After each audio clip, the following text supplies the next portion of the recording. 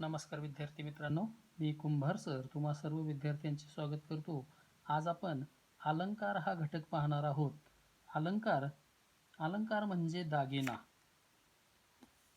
आणि दागिने घातल्याने माणसाच्या शरीराला शोभा येते, त्याच्या सौंदर्यात भर पडते. दागिन्याप्रमाणेच तलम व रंगीबेरंगी कपड्यांनी कोणाच्या शरीराला शोभा येते, तर कोणाचा चेहरा चष्म्यामुळे अधिक खुलून दिसतो. कपडे, चष्मा हे देखील एका अर्थाने अलंकार आहेत. अलंकारात शरीराला शोभा आणण्याचा धर्म असतो. जी गोष्ट व्यक्तीची तीच भाषेची. आपली भाषा अधिक परिणामकारक किंवा चांगली दिसावी म्हणून आपली नेहमीची भाषा न वापरता आपण वेगळ्याच पद्धतीने सांगून ती अधिक आकर्षक करण्याचा प्रयत्न करतो. उदाहरणार्थ, तुझे चालणे मोहक आहे किंवा तुझं चालणं फार चांगलं आहे असं साधी हे साधं वाक्य असं न म्हणता तो कवी कशा शब्दात म्हणतो बघा, चांदणे शिंपीत जासी चालता तू चंचले. अशी शब्दरचना केल्यामुळे तीच कल्पना अधिक उठावदार वाटते. या चरणातील च हे अक्षर वारंवार आल्यामुळे हे वाक्यही कानाला गोड वाटते. चांदणे शिंपीत जासी चालता तू चंचले. चांदणे चालता चंचले हे च हा शब्द परत परत आलेला आहे आणि त्यामुळं आपल्याला ऐकायला सुद्धा कानाला गोड वाटतं ते. परत आईला ज्यावेळेस आपल्या मुलाला झोपवायचं आहे, निजवायचं आहे त्याला, त्यावेळेस डोळे मिटून घ्या आणि झोप, एवढंच म्हणायचं असतं. पण ही साधी कल्पना कवी कशा शब्दात मांडतो पहा. पापणीच्या पंखात झोपू दे डोळ्यांची पाखरे. डोळ्यांना पाखरे मानल्यामुळे साधा विचार कसा शोभून दिसतो नाही. माणसाच्या आयुष्यात सुखापेक्षा दुःखच अधिक असते. ही साधी कल्पना कवीने कशा चमत्कृतीपूर्ण रीतीने मांडली आहे पहा. एक धागा सुखाचा 100 धागे दुःखाचे. जरतारी हे वस्त्र मानवा तुझी या आयुष्याचे. आयुष्याला वस्त्र कल्पल्यामुळे एक साधी कल्पना किती मोहक व अर्थपूर्ण वाटते. अशा चमत्कृतीपूर्ण रचनेमुळे मनाला आल्हाद वाटतो, आनंद वाटतो. भाषेला ज्याच्या ज्याच्यामुळे शोभा येते त्या गुणधर्मांना भाषेचे अलंकार असे म्हणतात. भाषेचे अलंकार काय? ज्यामुळे ज्या गुणधर्मामुळे ज्याच्या ज्याच्यामुळे भाषेला शोभा येते त्या गुणधर्मांना भाषेचे अलंकार म्हणतात आणि ज्या शरीराला शोभा येते त्याला ते व्यक्तीचे अलंकार आणि भाषेचे अलंकार म्हणजे ज्याच्यामुळे शोभा येते भाषेला ते भाषेचे अलंकार असतात. आणि मग केव्हा दोन वस्तूतील साम्य दाखवून, केव्हा विरोध दाखवून, केव्हा नाद निर्माण करणारे शब्द वापरून, तर केव्हा एखादी कल्पना वाजवीपेक्षा अधिक फुगवून सांगून आपण आपली भाषा अधिक सुंदर किंवा परिणामकारक करण्याचा प्रयत्न करतो. ते केव्हा शब्दातील अक्षररचनेमुळे नाद निर्माण होऊन भाषेला शोभा येते, तर केव्हा योजलेल्या शब्दांमुळे अर्थाचे सौंदर्य खुलून दिसते. म्हणून अलंकाराचे दोन प्रकार पडतात, एक शब्दालंकार आणि दुसरा अर्थालंकार. शब्दालंकार म्हणजे जे अलंकार शब्दावर, त्यातील अक्षरे किंवा स्वरासहित व्यंजन समूहावर आधारलेले असतात, म्हणजेच ज्यामध्ये चमत्कृती ही वर्णोच्चारापुरती किंवा विशिष्ट शब्दयोजनेपुरती मर्यादित असते, त्यांना शब्दालंकार म्हणतात. आणि अर्थालंकार जे अलंकार शब्दातून व्यक्त होणाऱ्या अर्थावर आधारित असतात, म्हणजे ज्यात ही चमत्कृती अर्थावर अवलंबून असते, अर्थनिष्ठ असते, त्यांना अर्थालंकार असे म्हणतात. आणि हे जे अलंकार आपण पाहणार आहोत, या अलंकारामध्ये सगळ्यात महत्त्वाचं म्हणजे जे 4 घटक आहेत, साम्याधिष्ठित 4 अलंकाराची प्रमुख अंगे आहेत, हे आपल्याला माहीत असणं गरजेचं आहे. आणि म्हणून उपमेय, उपमान, समान धर्म, साम्यवाचक शब्द हे आपल्याला बघावं लागतं. उपमेय काय, उपमान काय, किंवा साधारण धर्म, समान धर्म त्याच्यामधला, आणि साम्यवाचक शब्द. तर सुरुवातीला आपण उपमेय म्हणजे काय ते पाहूया. उपमेय म्हणजे ज्याची तुलना करायची आहे ते किंवा ज्याचे वर्णन करायचे आहे, वर्णेविषयी ज्याचं वर्णन करायचं आहे तो घटक. ज्याची तुलना करायची किंवा ज्याचं वर्णन करायचं आहे तो घटक, तो वर्णविषय. पुढला आहे उपमान. ज्याची तुलना करायची आहे किंवा ज्याची उपमा दिली जाते तो घटक. साधारण धर्म, दोन वस्तूत असणारा सारखेपणा किंवा दोन वस्तूत असणारा समान गुणधर्म.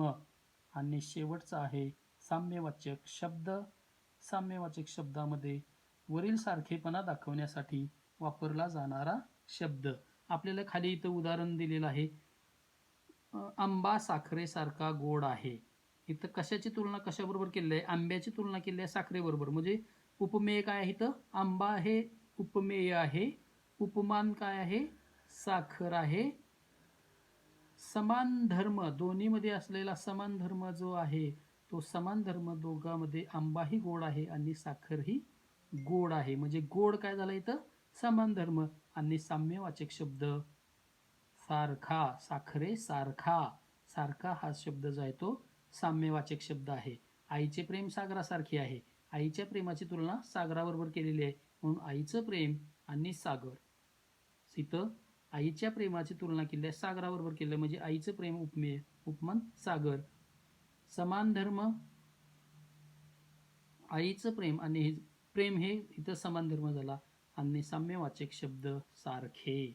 परत आमच्या गावचे सरपंच कर्णासारखे दानशूर आहेत. गावचा सरपंच आणि कर्ण म्हणजे सरपंचाची तुलना कर्णाबरोबर केलेली आहे, म्हणजे सरपंच इथं उपमेय, उपमान, कर्ण, समान गुणधर्म, समान धर्म जो आहे तो दानशूर. आणि साम्यवाचक शब्द सारखे, कर्णासारखे आहेत ते. परत राधाचा आवाज कोकिळेसारखा मधुर आहे. राधाचा आवाज उपमेय, उपमान कोकिळा, समान धर्म जो आहे तो मधुर आणि साम्यवाचक शब्द सारखा.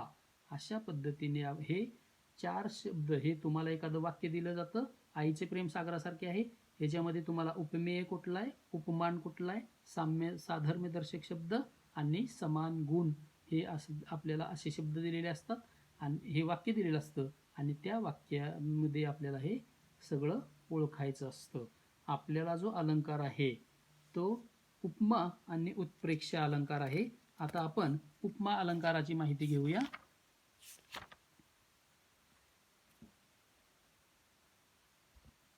उपमा अलंकार बघा, एक उदाहरणाच्या सहाय्याने आपण समजून घेऊया. मुंबईची घरे मात्र लहान, कबुतराच्या खुराड्यासारखी.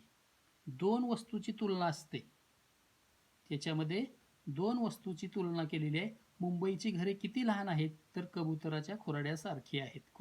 कबुतराचा खुराडा आणि मुंबईची घरे या दोघांची तुलना इथं केलेली आहे. म्हणून दोन वस्तूतील साम्य चमत्कृतीपूर्ण रीतीने जिथे वर्णन केलेले असते तिथे उपमा हा अलंकार होतो. दोन वस्तूतील साम्य चमत्कृतीपूर्ण रीतीने जिथे वर्णन केलेले असते तिथे उपमा हा अलंकार होतो. उपमेत एक वस्तू दुसऱ्या वस्तूसारखी आहे असे वर्णन असते. सगळ्यात महत्त्वाचं, उपमेत एक वस्तू दुसऱ्या वस्तूसारखी आहे. दोन वस्तूची तुलना केलेली आहे. मुंबईच्या घराची तुलना कबुतराच्या खुराड्यासारखी केलेली आहे. म्हणजे दोन वस्तूतील साम्य, सारखेपणा चमत्कृतीपूर्ण रीतीने जिथे वर्णन केलेले असते तिथे उपमा अलंकार होतो. या अलंकारात सम, समान, सारखे, वाणी, जैसे, तैसे, प्रमाण, सदृश्य, परी यासारखे शब्द आलेले असतात. उदाहरणार्थ, मेघासारखे तो श्याम सावळा, त्याचे अक्षर मोत्यासारखे सुंदर आहे. किंवा सावळाच रंग तुझा पावसाळी नभापरी. सावळा रंग आहे, कसा आहे? पावसाळी नभा. पावसाळी नभ जे काळे असतात आणि त्याचाही जो श्याम आहे त्याचाही कलर जो आहे तो दोघाचा पावसाळ्यातील नभ आणि तो सावळा, त्या श्यामचा कलर, अशा पद्धतीने दोघांची तुलना इथे केलेली आहे. आभाळागत माया तुझी आम्हावरी राहू दे. आभाळ जसं माया करतो तशीच तू सुद्धा काय कर, आमच्यावर माया तुझी राहू दे. सावळाचा रंग तुझा पावसाळी नभापरी या वाक्यामध्ये तुम्हाला उपमेय, उपमान, समान धर्म आणि साधर्म्यवाचक शब्द ओळखायचा आहे. इथं सावळाचा रंग तुझा, सावळा आणि पावसाळी नभ याची तुलना झालेली आहे. म्हणजे सावळा काय येईल इथं उपमेय, नभ काय इथं उपमान, समान धर्म दोन्हीचा हे जे आहे ते दोन्ही काळे आहेत. आणि साम्यवाचक शब्द, साधर्म्यवाचक शब्द जो आहे तो परी, हा शब्द जो आहे तो साधर्म्यवाचक शब्द आहे. परत कमला परी मिटती दिवस उमलवणे तळ्यात. आता या उदाहरणामध्ये दिवस उगवणे, मावळणे या क्रियेला कमळाचे उमलणे, मिटणे याची उपमा दिलेली आहे. म्हणून या अलंकाराचं वैशिष्ट्य दोन वस्तूतील साम्य चमत्कृतीपूर्ण रीतीने जिथे वर्णन केलेलं असतं. आईचं प्रेम सागरासारखं असतं, आंबा साखरेसारखा गोड आहे, किंवा काकडी इंद्रावनासारखी कडू आहे. म्हणजे एक वस्तू दुसऱ्या वस्तूबरोबर त्याची तुलना केलेली असते. ज्या दोन वस्तूतील साम्य चमत्कृतीपूर्ण रीतीने जिथे वर्णन केलेले असते तिथे उपमा हा अलंकार होतो. पुढील अलंकार आपला आहे उत्प्रेक्षा अलंकार. उत्प्रेक्षा अलंकार, आता पहिलं आपण उदाहरण बघितलं होतं, हा आंबा साखरेसारखा गोड आहे, हे काय उपमा अलंकाराचं उदाहरण आहे. आणि हा आंबा जणू काय साखरच वाटेल तुम्हाला, या वाक्यामध्ये आंब्याची आणि साखरेची तुलना केलेली आहे. पण आंबा आणि साखर दोन्ही एकच आहेत. हा आंबा वेगळा, आंबा म्हणजे साखरच आहे असं वर्णन आलेलं असतं. म्हणून उपमेय हे जणू उपमानच आहे असे वर्णन केलेले असल्यामुळे इथे उत्प्रेक्षा अलंकार होत असतो. उपमेय हे जणू उपमान आहे अशी कल्पना केलेली असते तेव्हा तिथे उत्प्रेक्षा अलंकार होतो. ज्या दोन वस्तूची आपण तुलना करतो त्यातील एक उपमेय ही जणू दुसरी वस्तू उपमानच आहे. म्हणजे उपमेय आणि उपमान वेगळे नाहीत, एकच आहेत असं जिथं वर्णन आलेलं असतं तिथं असतो उत्प्रेक्षा अलंकार. दोन वस्तू वेगळ्या नाहीत. आंबा हा जणू काय साखर वाटेल तुम्हाला, आंबा आणि साखर वेगळी नाहीत तर दोन्हीही एकच आहेत असं जिथं वर्णन आलेलं असतं तिथं उत्प्रेक्षा अलंकार असतो. परत आणि याच्यामध्ये जणू काय, जेवी, गमे, भासे, वाटे की, जसे हे शब्द जे आहेत या अलंकारामध्ये येत असतात. आता आईचं प्रेम सागरासारखे असते, हा झाला उपमा अलंकार.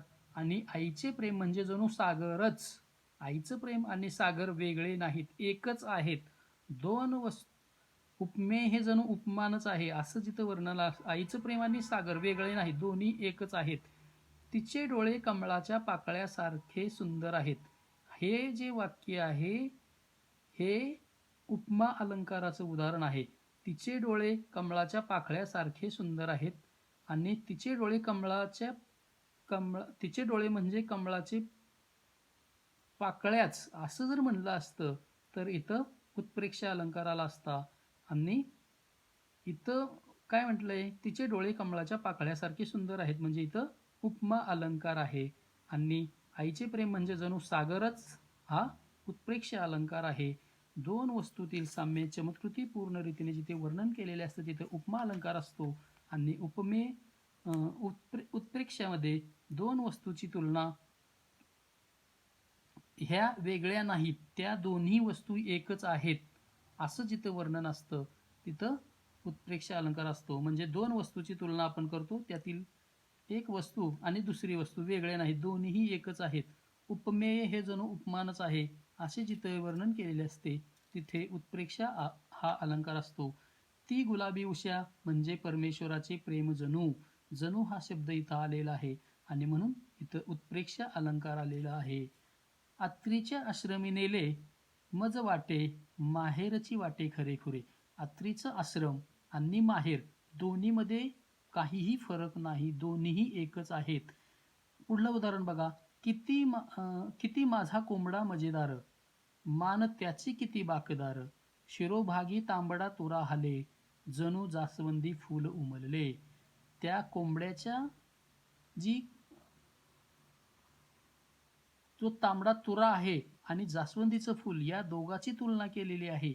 म्हणून तो तांबडा तुरा आणि जास्वंदीचं फूल वेगळं नाही, दोन्ही एकच आहेत. अशा पद्धतीनं जिथं वर्णन आलेलं असतं तिथं उत्प्रेक्षा हा अलंकार असतो.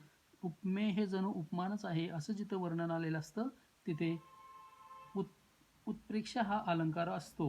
अशा पद्धतीने आज आपण उपमा अलंकार आणि उत्प्रेक्षा अलंकार. उपमा अलंकार दोन वस्तूतील साम्य चमत्कृतीपूर्ण रीतीने जिथे वर्णन केलेलं असतं तिथं उपमा अलंकार होतो आणि उत्प्रेक्षा अलंकारामध्ये उपमे हे जणू उपमानच आहे, ते दोन्ही वेगळे नाहीत असं जिथं वर्णन असतं तिथं उत्प्रेक्षा अलंकार असतो. उत्प्रेक्षा अलंकारामध्ये जणू जणू काय गमे, वाटे, भाषे की यासारखे शब्द येतात. तर उपमामध्ये सम, समान, सारखे, वाणी, जैसे, तैसे, प्रमाण, सदृश्य, परी यापैकी शब्द येतात. अशा पद्धतीने आज आपण अलंकार याच्यामध्ये अलंकाराची थोडक्यात माहिती आणि उपमा अलंकार आणि उत्प्रेक्षा अलंकार या दोन प्रकाराची माहिती आपण घेतलेली आहे. आशा आहे तुम्हाला समजलेली आहे. जर तुम्हाला व्हिडिओ आवडला तर लाईक करा, शेअर करा. धन्यवाद.